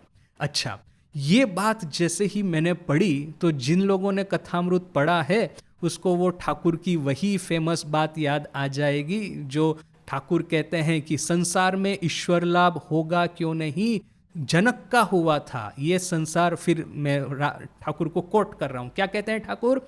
ए संसार धोकार टाटी प्रसाद बोले छिलो। प्रसाद ने कहा था ये संसार है धोखा की टाटी, धोकार टाटी अर्थात कि धोखे का जगत। तार पादोपद्य भक्ति कर ले, किंतु यदि ईश्वर के पाद पद्म में भक्ति करोगे तो क्या होगा? ए संसारे मजार कुटी, यही संसार है मजा की कुटिया। आमी खाईदा यार मजा लूटी, मैं खाऊंगा पीऊंगा और मजा लूटूंगा। जनक राजा महातेजा तार किशेर छिलो त्रुटि, जनक राजा थे महातेजा, उसको किस बात की थी त्रुटि? शेज एदिक ओइदिक दुइदिक रेखे खे छिलो दूधेर बाटी, उन्होंने इस ओर और उस ओर दोनों ओर रख करके खाई थी दूध की बाटी। तो ये जो मैं अभी तक पढ़ रहा था तो सोच रहा था ठाकुर ने खुद की इसकी रचना की है, किंतु अभी पता चला कि ये आजू गोसाई की रचना है। और सोच लीजिए जिनको ठाकुर कोट करते हैं उनको हम पागल कैसे कहेंगे। तो कृष्णचंद्र राय उन्होंने भी ये इसकी टैलेंट को पहचाना था। तो ये एक पूरा कि पदावली के माध्यम से किस तरह से ईश्वरीय खास करके शक्ति तत्व बंगाल में प्रसिद्ध हुआ है। तो आज यहीं तक, कल फिर से मिलते। ओम शांति शांति शांति, हरि ओम तत्सत। श्री राम कृष्णार्पणमस्तु।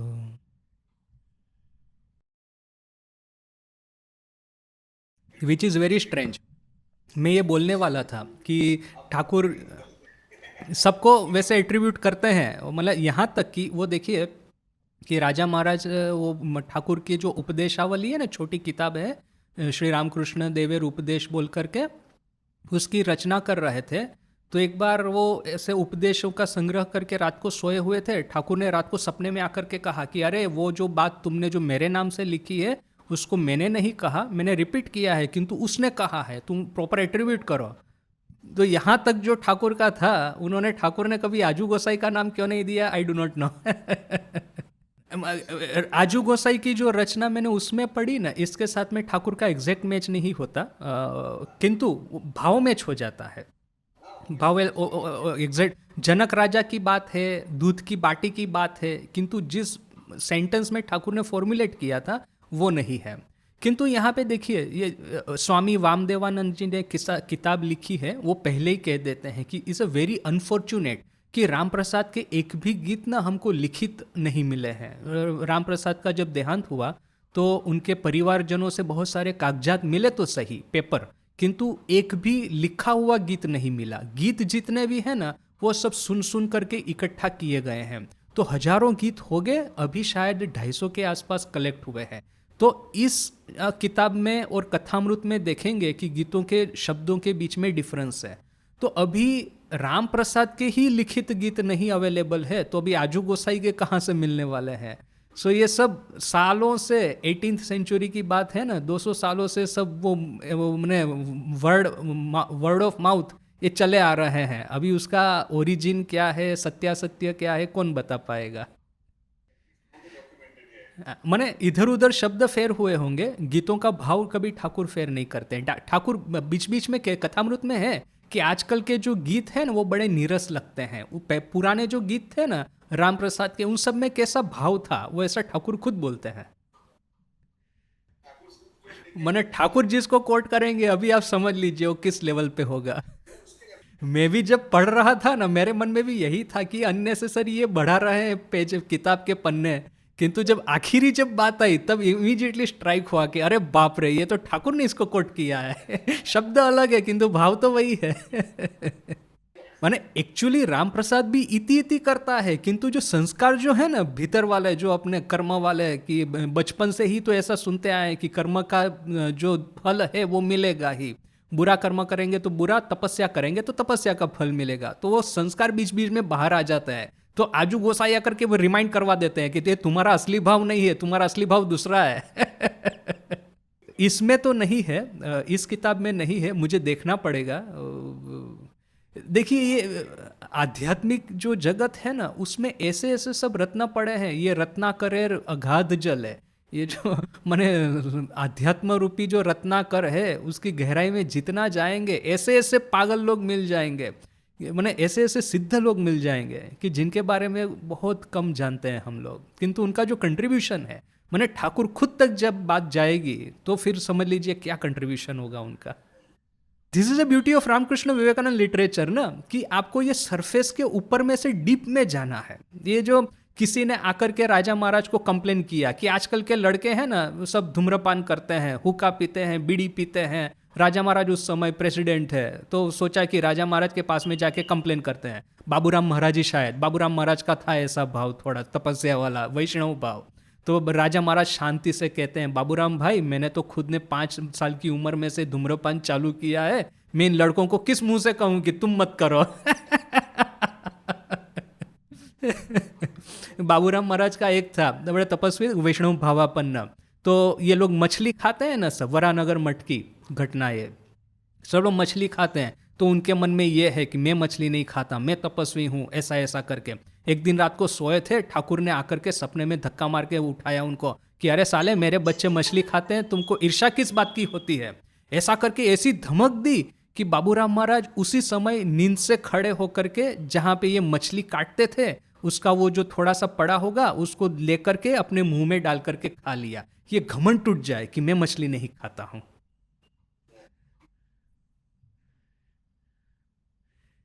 यानी कि क्या है कि we have to go beyond ये जो सरफेस लेवल पे है, कि अल्टीमेटली तो आपको काम कांचन त्याग ही तो आध्यात्मिक जगत है, और उससे भी परे जाए। यदि ये राम प्रसाद की बात सुन ले तो संपूर्ण शरणागति, संपूर्ण निष्ठा, यही तो आध्यात्मिक जगत है। फिर आप बीड़ी पिए न कि फिर थोड़ा बहुत गाली गलौज कर दे, झगड़ा वगड़ा कर दे, ये सब चीज़ों से कोई आध्यात्मिक जगत में आपको कोई बहुत बड़ी क्षति नहीं होने वाली है। न करे तो अच्छा है, कर ले तो कोई ऐसा नहीं कि कोई भी 100% परफेक्ट है। अवतार के जीवन में भी दोष निकालने वाले आपको 1000 मिल जाएंगे। तो ऐसा दोष निकाल करके मनुष्य का वो जो ये करना कि ये ऐसा है, ये ऐसा है बोल करके तुच्छकारपूर्ण वर्तन, विच इज़ कम्प्लीटली रॉन्ग।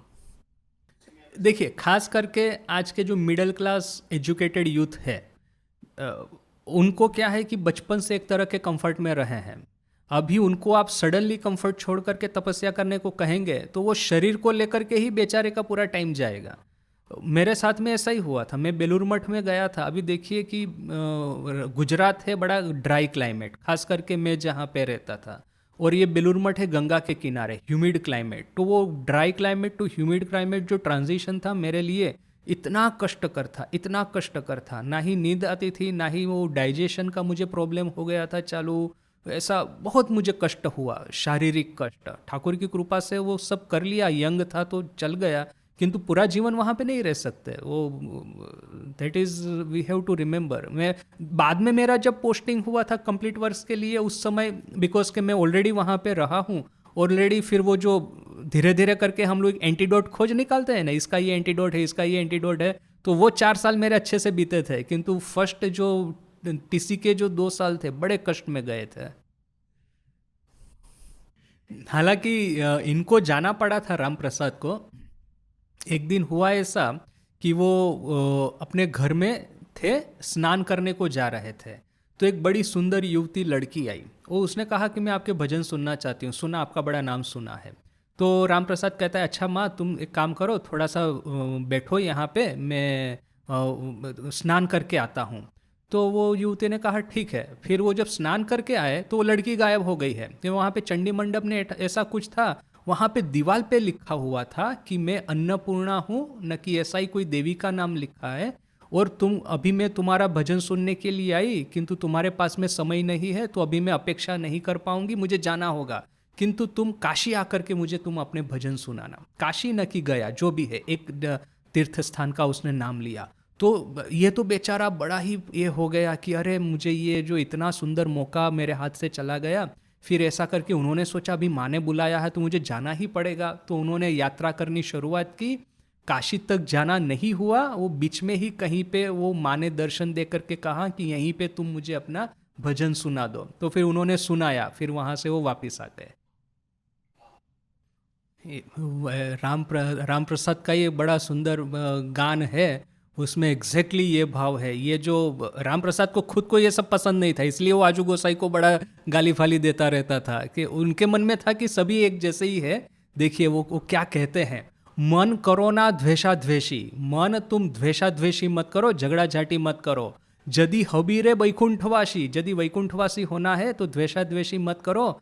आमी वेदागम पुराणे कोरिलाम कतो खोज तलाशी, मैं वेद आगम और पुराण में कितना किया खोज तलाशी।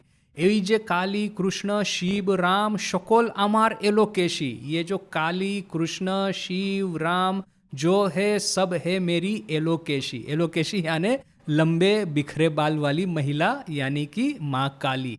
काली कृष्ण शिव राम शकोल अमार एलोकेशी, शिव रूपे धरे शिंगा, शिव के रूप में शिंगा धरते हैं। कृष्ण रूपे बाजाओ बांसी, कृष्ण के रूप में बजाते हैं बांसी। ओमा रामचंद्र राम रूपे धरे धनु, धरो धनु काली रूपे करे अशी, राम के रूप में धनु को धारण करते हैं, धनुष्य को धारण करते हैं, और काली रूप में असी को धारण करते हैं। दिगंबरी दिगंबरो पितार चरण बिलासी, लंबा है किंतु देखिए कि ये भाव जो है, ये जो सिद्ध साधक होते हैं उनको ये बड़ा स्पष्ट रूप से पता है कि जो है काली कृष्ण शिव राम शकोलामार एलोकेशी, वो एक ही ईश्वर है, उनके विभिन्न स्वरूप है। देखिए ईश्वर तो रहते हैं भक्त के हृदय में ही हमेशा। यदि आपकी सही में श्रद्धा है तो आप गलती करेंगे तो हाथ जोड़ करके आपको ठिकाने लगा देंगे, माने ठीक रास्ते पे ले जाएंगे, यदि आपको श्रद्धा है तो उनके ऊपर में। जैसे आपने ठाकुर का उदाहरण दिया ना, तो ठाकुर अब जैसे हम लोग क्या कहते हैं कि पहले ही दिन, जिस दिन ठाकुर की महासमाधि हुई, सभी लोग बड़े ही ये हो गए थे, दुखी हो गए थे, निराश हो गए थे, ठाकुर हमको छोड़ के चले गए, ऐसा कहते थे। किंतु फिर उसी दिन रात को माँ को ठाकुर ने आकर के, माँ जब अपनी चूड़ियाँ खोल रही थी, ठाकुर ने आकर के उनका हाथ पकड़ करके कहा कि मैं गया कहाँ हूँ, इस कमरे से उस कमरे में, अर्थात कि स्थूल देह से भक्त के हृदय में। तुम विधवा के ये जो वेश है वो क्यों धारण करती हो। तो माँ को भी सांत्वना मिली। फिर वो स्वामी जी का हाईली रैशनलिस्टिक है, सब कुछ है, किंतु वहाँ पे टहल रहे थे वो काशीपुर गार्डन में, वो सामने से एक प्रकाशित मूर्ति एक आई और वहाँ पे वो जो जुई फूल है वहाँ झाड़ियों में मिल गई। तो उसी समय स्वामी जी को इतना सुंदर एक एक्सपीरियंस हुआ, समझ में आया कि ठाकुर अभी भी जीवित है। तो ठाकुर स्थूल देह में से भक्तों के हृदय में गए हैं, बिल्कुल। और गुरु भाइयों की तो बात ही अलग है। वो जो हमने डिस्कस किया था, वो स्वामी जी का जीवन पढ़ रहे थे कि स्वामी जी ने कहा, वो जो ठाकुर के ये जो अस्थि थे, कि उन्होंने कहा कि हम ही लोग तो है ठाकुर की जीवंत समाधि, तो आओ हम अस्थि का छोटा छोटा कण जो है हम उसको खा लेते हैं। तो ये जो ठाकुर की अस्थियां वो गुरु भाइयों के देह में थी, यानी कि ये सिर्फ सूक्ष्म देह में नहीं, वो स्थूल देह में भी, जैसे कि वो डायरेक्ट डिसाइपल गुरु भाइयों के हृदय में थे। ये जो आत्मीयता है, ये जो आत्मीयता है, वही तो ये भाव साधना का सर्वोच्च परिणति है।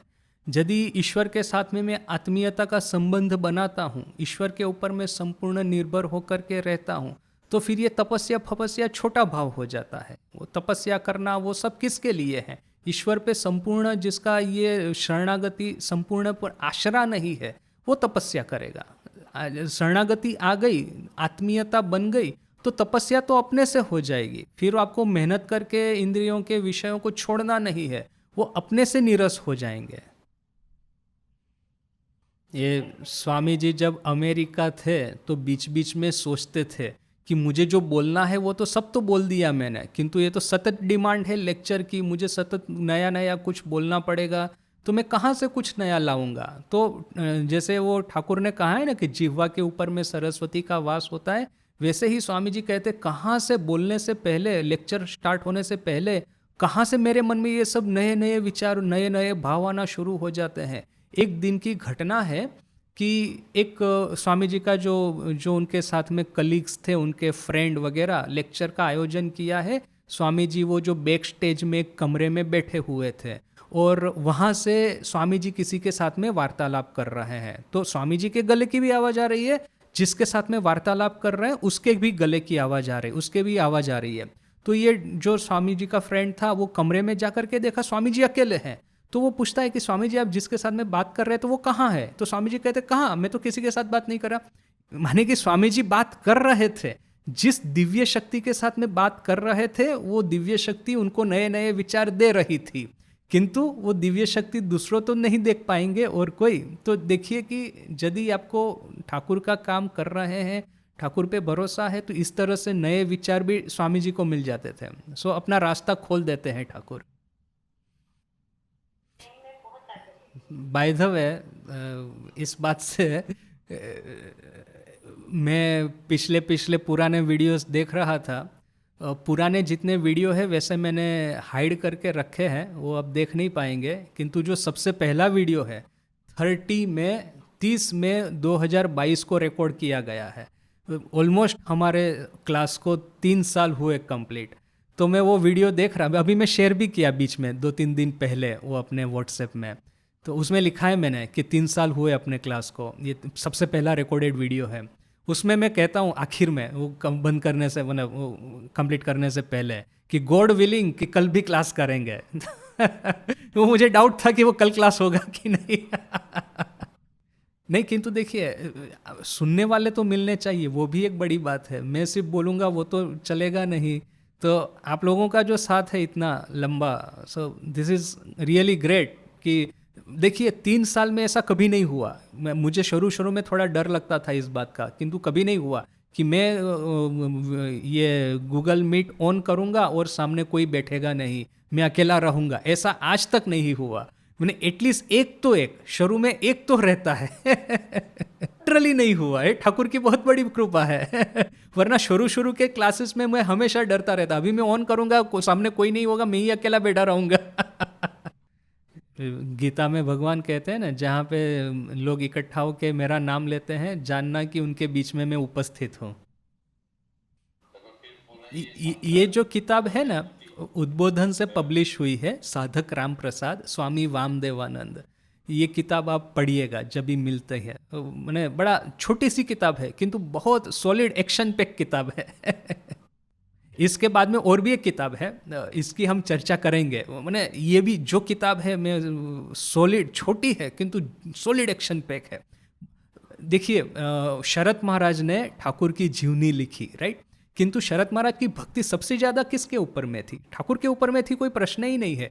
किंतु शरत महाराज तो थे माँ के ध्वारी, माँ के सेवक, माँ के संतान। माँ के ऊपर में जो भक्ति उनकी थी, माँ की जो उन्होंने सेवा की है, माने उसका कोई ये नहीं है, दूसरा कोई इसका कंपैरिजन नहीं है। तो हमको प्रश्न होगा कि शरत महाराज ने माँ के ऊपर में क्यों कोई किताब नहीं लिखी? एक्चुअली उन्होंने लिखी है, छोटी सी है, माँ का नाम लेकर के नहीं लिखी, लिखा है भारत में शक्ति साधना का इतिहास। वो अभी जैसे देखिए ये भारत में शक्ति साधना है, उसी की परिणति तो माँ की भक्ति है, माँ की पूजा है। तो शरत महाराज का शक्ति साधना के ऊपर में क्या विचार है, वो सब उस किताब में है। सॉलिड जो फिलोसॉफिकल पावर है उसमें जबरदस्त, और उसमें से ही बहुत सारा गंभीरानंद जी ने अपनी माँ की किताब की रचना करने के लिए लिया है। तो वो शरत महाराज की किताब में से ही बीच बीच में हम थोड़ा सा देखेंगे। मैं जब बेलूर मठ में ज्वाइन करने के लिए गया था ना, तो सुहितानंद जी उस समय हमारे इंचार्ज थे। तो वो हमको बताते थे, देखो अपने संघ में जो कुछ भी सीखने के लिए है ना, उसका सभी का एक ट्रेलर आपको हम यहाँ पे बेलूर मठ में बता देंगे। उस माने संगीत भी सिखाएंगे, संस्कृत भी सिखाएंगे, व्याकरण भी सिखाएंगे, वेदांत भी सिखाएंगे, रामकृष्ण विवेकानंद लिटरेचर सब सिखाएंगे। फिर आपको ठीक करना है कि आपको भविष्य में कौन से क्षेत्र में आगे बढ़ना है। तो उस समय मेरे पास में ये ऑप्शन था कि ये संस्कृत सीख करके शास्त्र में जाऊं, न कि बंगाली सीख करके रामकृष्ण विवेकानंद लिटरेचर में जाऊं। उस समय मैंने सोचा कि शास्त्र वगैरह के ऊपर में अच्छा है, ऐसा कोई बुरा कुछ नहीं है, संस्कृत सीखना चाहिए। किंतु उस समय ऑलरेडी मेरा संस्कृत अच्छा था, क्योंकि मैंने स्कूल में संस्कृत लिया था। और मैं उस समय, अभी तो नहीं, किंतु जब मैं स्कूल में संस्कृत सीखता था, मैं छंद वगैरह की रचना भी कर पाता था, वो मात्रा वगैरह सब कुछ सीख लिया था। तो मैंने सोचा कि यदि अभी नया बिल्कुल सीखना है कुछ, तो बंगाली लैंग्वेज पकड़ते हैं। तो उस समय मैंने बंगाली सीखना शुरू किया था। किसको पता कि इसका ये जो स्पिरिचुअल बेनिफिट है इतना ज़्यादा मुझे भविष्य में मिलेगा। देखिए, अभी ये मेरे लिए भी एक स्वार्थ का बात हो गया है। जब तक मैं पब्लिकेशन में था तब क्या था, किताबों के साथ में रहता ही था मेरा रिलेशन। अभी पब्लिकेशन नहीं है मेरे पास में, तो दिस इज़ वन मीडियम। ये क्लास करके मुझे नई नई किताबें पढ़ने का, अभी ये आजू गोस्वामी के बारे में कौन पढ़ता, ये साधक राम प्रसाद को कौन पढ़ता, वो कोई प्रश्न ही नहीं है कि मेरे पास में वो किताब मेरे लिस्ट में भी कभी नहीं थी। किंतु अभी जब प्रसंग चल रहा है, मैं राजकोट में यदि होता ना आज, तो मैं इस किताब को कभी नहीं पढ़ता। मैं इतना रिसर्च भी शायद नहीं करता, वो ऊपर ऊपर से ही चला देता, जो सीखा है ऑलरेडी। किंतु अभी मेरे पास में समय है, तो फिर दिस इज एडेड बेनिफिट कि मुझे नया नया पढ़ने को भी, सीखने को भी मिल रहा है। यहाँ पे देखिए, ये तो बात सही है कि अल्टीमेट रियलिटी इज़ वन। अपना ये जो घमंड है कि एक छोटी सी पृथ्वी के एक छोटे से कोने में चींटी जैसे हम बैठे हुए हैं, और हम सोचते हैं जितने भी ग्रुप है उन सब की एक अलग अलग अल्टीमेट रियलिटी होगी। किंतु point of view of the Cosmos, आज की जो मॉडर्न कॉस्मोलॉजी है, देखिए कि कॉस्मोस इज सो वास्ट। इसमें से ये मिल्की वे गैलेक्सी जो है अपनी, वो एक छोटे से कीड़े के समान है। वो मिल्की वे गैलेक्सी में एक छोटा सा सोलर सिस्टम, उसमें से एक छोटा सा अर्थ, उसमें एक छोटे कीड़े जैसे हम, कीड़ों के भी कीड़े। तो फिर हमारे बीच में ट्राइब्स है, हमारे बीच में डिवीजन है। सभी डिवीजन ये कहेगा कि मेरी जो रियलिटी है विच इज़ अल्टीमेट, ये तो एकदम माने ignorance as well as arrogance, ये दोनों का कॉम्बिनेशन करके ये बात होती है। अल्टीमेट रियलिटी इज वन, इसमें कोई प्रश्न ही नहीं है।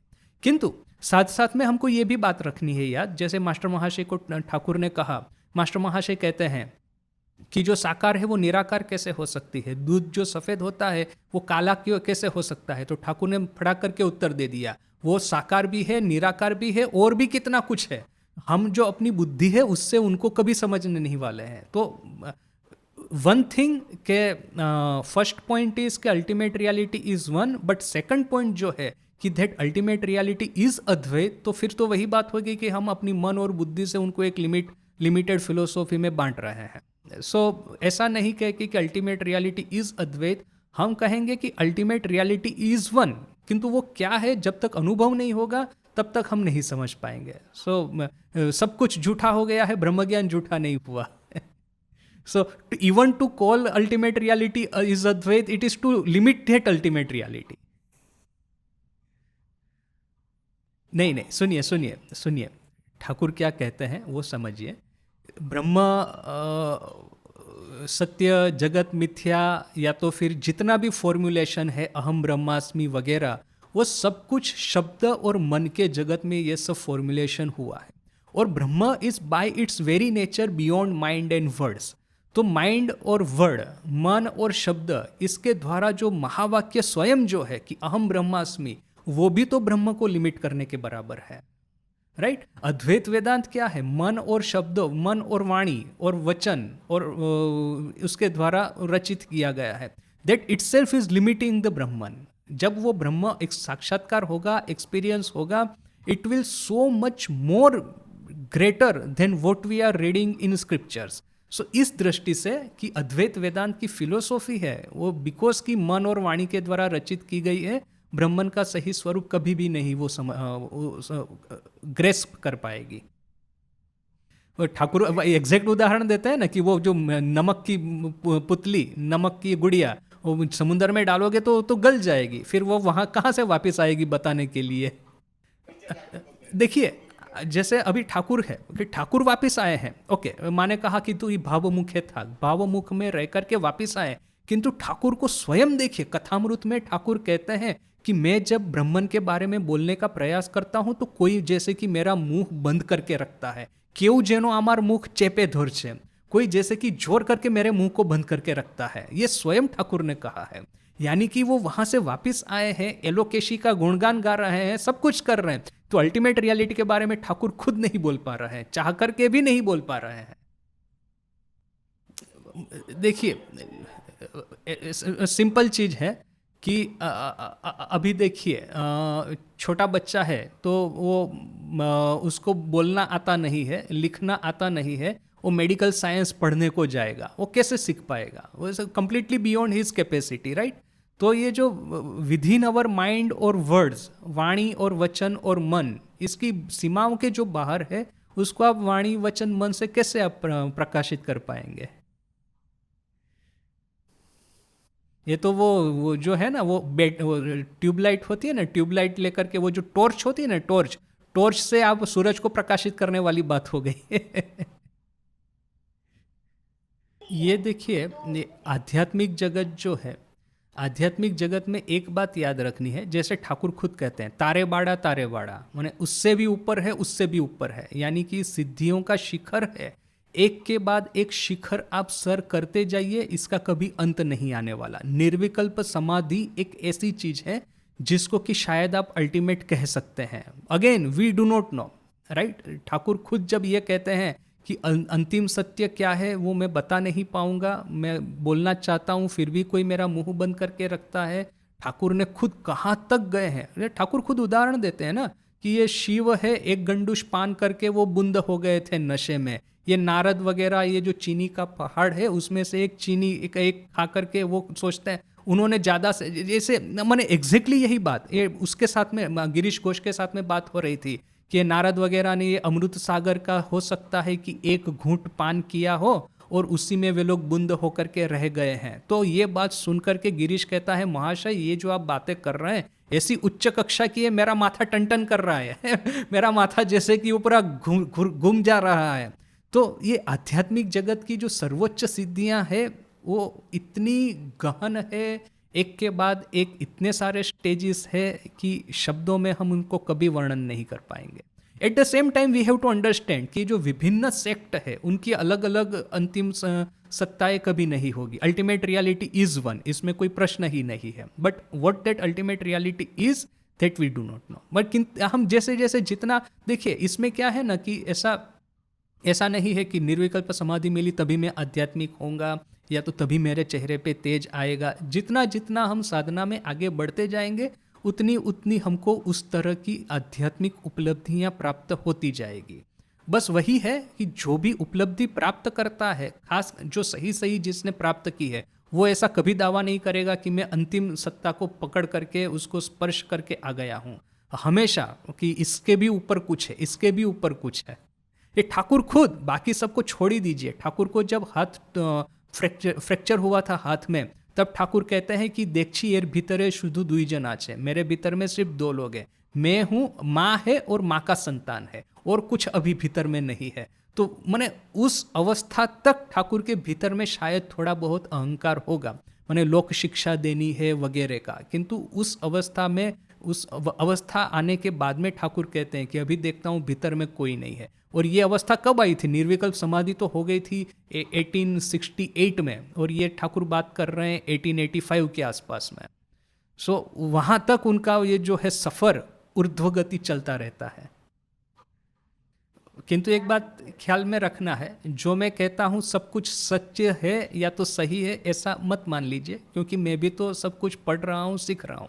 सो मैं जो कहता हूँ it is a guide map for you कि ऐसा है कुछ, फिर you do your own research. हो सकता है कि यू कैन गो, आपका जो उत्तर होगा वो मेरे से बड़ा डिफरेंट होगा, but this is in a spirit of exploration rather than a student teacher. देखिए मैं आयन के साथ, आयन यूनिवर्सिटी में था उस समय, अभी तो हॉलीवुड में है, तो मैं उसके साथ में गप लगाता था, उसके ऑफिस में जाकर के बैठता था। अभी वो पीएचडी कैंडिडेट्स को वो सिखा रहा है, तो मुझे बार बार कहता था ये जो इंडिया का एजुकेशन सिस्टम है ना, आप रट लो, जो टीचर बोलता है सुन लो, मानो, सब पूरा स्वीकार कर लो, किंतु मेरा ऐसा नहीं है। मैं तो अमेरिका में क्या सीखा हूँ, पीएचडी कैंडिडेट जो होते हैं, उनके जो गाइड प्रोफेसर होते हैं, उनके साथ में डिबेट करते हैं। और डिबेट में कौन सही कौन गलत ऐसा नहीं, आपको प्रूफ लेकर के, स्टडी करके, रिसर्च करके डिबेट करना है। This is how you learn, explore, study and debate. यहाँ पे कौन सही कौन गलत, कौन सीनियर कौन जूनियर ऐसा नहीं। We are all debating, we are all increasing our knowledge. This is a proper method of education, वो मुझे कहता था। So I also take this class in the same spirit कि हम लोग वार्तालाप करते हैं and we all are getting enrich, intellectually enrich होते हैं हम सभी लोग।